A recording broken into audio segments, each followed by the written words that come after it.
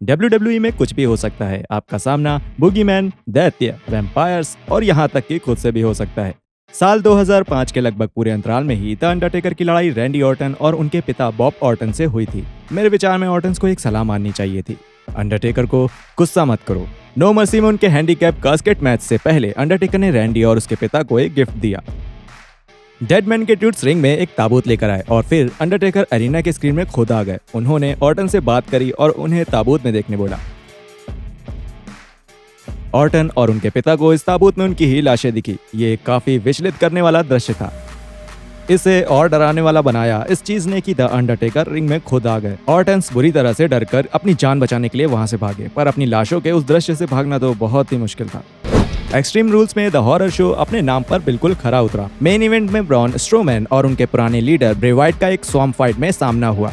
Match शुरू होता है जब स्ट्रोमैन और वाइट एक जंगल में मिलते हैं। चीजें बहुत तेजी से डरावनी हो गई और बिना किसी चेतावनी के द मॉन्स्टर अमंग मैन के ऊपर 2 मास्क पहने आदमियों ने अटैक कर दिया। ब्रॉन उनसे आसानी से लड़ लिए, पर फिर किसी ने उनको शॉवल से मारा। मंजर और डरावना तब हुआ जब स्ट्रोमैन पलटे और उन्होंने देखा कि उन्हें मारने वाले वे खुद हैं और उन्हें मारा है उनके ब्लैक शिप पर्सोना ने, जो उन्होंने अपने WWE के डेब्यूट के समय अपनाया था। उन्हें दूसरी बार उनके ही पर्सोना ने शॉवल से मारा और सब कुछ काला हो गया। स्ट्रोमैन, खुद को मारना बंद करो। रेसलमेनिया 12 में WWE के 2 सबसे लंबे कद के रेसलर्स एक मैच खेलने वाले थे, जिससे ये पता लगता कि कौन बेहतर है। उस मैच से पहले के हफ्तों में दोनों ने ही खुद को एक दूसरे से बेहतर दिखाने की कोशिश करी।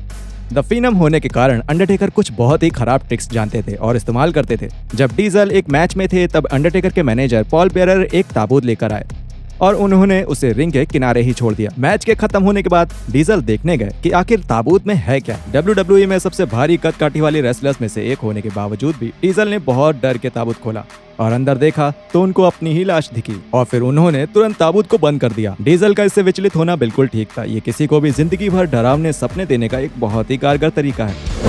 WWE के इतिहास में एक और डरावने रेसलर हैं, ड्वाइंग द क्लाउन। उनके क्लाउन होने से ही वो काफी डराने वाले थे, पर ड्वाइंग द क्लाउन ने सोचा कि इतने से कहां बात बनती है, तो अपने पहले रेसलमेनिया मैच को यादगार बनाने के लिए ड्वाइंग ने एक बहुत ही विचलित करने वाली ट्रिक का प्रयोग किया।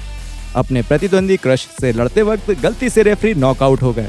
तब जैसे ही क्रश ने ड्वाइंग के सर को कसकर दबाने की कोशिश करी, ड्वाइंग द क्लाउन खुद को बचाने रिंग में आ गए और दोनों क्लाउन्स ने मिलकर क्रश को एक नकली हाथ से मारा और फिर उसके बारे में हंसने का भी समय निकाल लिया। एक ड्वाइंग से ज्यादा डरावना क्या होता है? 2 ड्वाइंग। हमने देखा है कि द अंडरटेकर को दूसरे रेसलर्स के साथ माइंड गेम्स खेलना बहुत पसंद है, पर तब क्या होता है जब कोई द अंडरटेकर के साथ माइंड गेम्स खेलने लगे? योकोजुना से रॉयल रंबल में एक कास्केट मैच हारने के बाद अंडरटेकर WWE से गायब होने वाले थे। जब द डेडमैन वापस आए तब उनके साथ उनके मैनेजर नहीं थे। उन्होंने एक नए मैनेजर को चुना, द मिलियन डॉलर मैन यानी टेड डिपियास, जो कि उन्हें WWE में लेकर आए थे। और फिर अंडरटेकर ने WWE पर कहर बरसाना शुरू किया, लेकिन पॉल बेयरर ने ये क्लेम किया कि जो आदमी द फेनम बन के वापस आया है वो एक फेक है। बेयरर ने वादा किया कि असली अंडरटेकर समरस्लैम में वापस आएगा। हर कोई हैरान हो गया जब पे पर व्यू मैच में फैंस ने देखा कि 2 अंडरटेकर एक दूसरे को घूर रहे हैं। असली कौन है ये पता लगाने का बस एक ही तरीका था, एक मैच, और वैसा ही हुआ। एक लंबी लड़ाई के बाद पॉल बेयरर के अंडरटेकर ने अपने टूम्बस्टॉम्प पाइल ड्राइवर पैतरे का इस्तेमाल किया और डिबियास के डेडमैन को रिंग में हराकर ये साबित कर दिया कि WWE का असली फेनम कौन है। अंडरटेकर के भाई केन को भी खुद से लड़ना पड़ा था। वो कहानी कैसे आगे बढ़ी और मई 19 की अहमियत जानने के लिए स्क्रीन पर आ रहे वीडियो को देखिए।